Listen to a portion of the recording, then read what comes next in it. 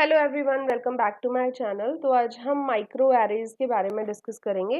Micro array basically क्या होता है कि इसके अंदर आप सिंगल स्ट्रैंडेड डीएनए प्रोब्स का यूज़ करते हो और उन्हें क्या करते हो, इमोबिलाइज कर देते हो एक सरफेस के ऊपर, एक चिप के ऊपर। तो आपके पास एक चिप होती है, जैसे ये दिख रही है आपको, इस टाइप की चिप। तो इसके ऊपर आप इमोबिलाइज कर दोगे सिंगल स्ट्रैंडेड डीएनए प्रोब्स को। प्रोब्स जो होते हैं ना, वो सिंगल स्ट्रैंडेड ही होते हैं, तो वो आपको याद रखना है।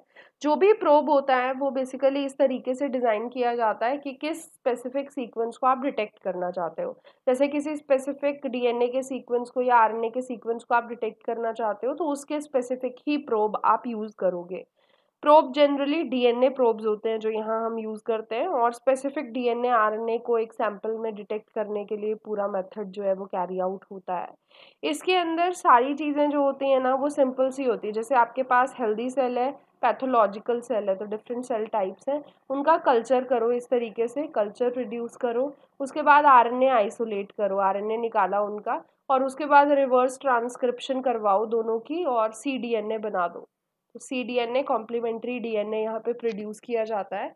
अब ये जो भी कॉम्प्लीमेंट्री डीएनए होता है, इसे लेबल कर देते हैं। जैसे यहाँ देखो, ये ग्रीन कलर का, ये रेड कलर का लेबल किया हुआ है, तो फ्लोरोसेंट टैगिंग बोलते हैं इसे। तो फ्लोरोसेंट या फ्लोरोफोर्स जिन्हें बोला जाता है, उन्हें बेसिकली आप टैग कर देते हो, अटैच कर देते हो उन मॉलिक्यूल्स के ऊपर।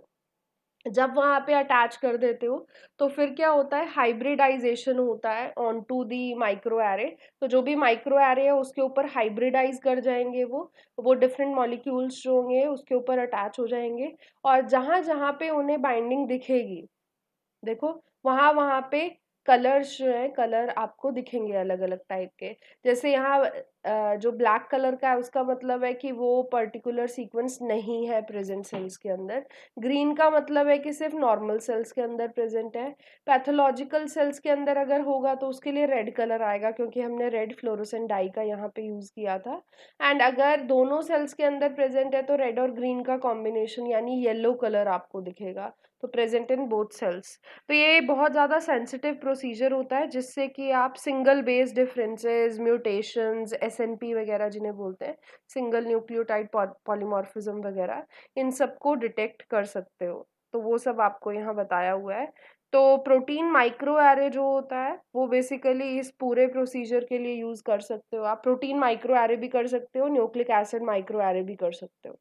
तो वो बताया मैंने कि प्रोटीन्स को डिटेक्ट करना है तो भी आप इसका यूज़ कर सकते हो, या फिर अगर आपको स्पेसिफिक डीएनए आरएनए वगैरह का सीक्वेंस डिटेक्ट करना है तो उसके लिए भी यूज़ कर सकते हो।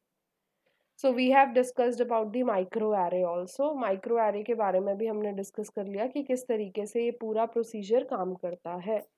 आई होप कि आपको मेथड्स इन बायोलॉजी में कुछ ना कुछ चीज़ें सीखने को मिली होंगी, नई नई चीज़ें। और आई होप कि आपको सारे कॉन्सेप्ट्स अच्छे से समझ आ गए हों। अगर कोई भी डाउट हो तो आप कमेंट भी कर सकते हो और मुझे पर्सनली मैसेज भी कर सकते हो। Thank you.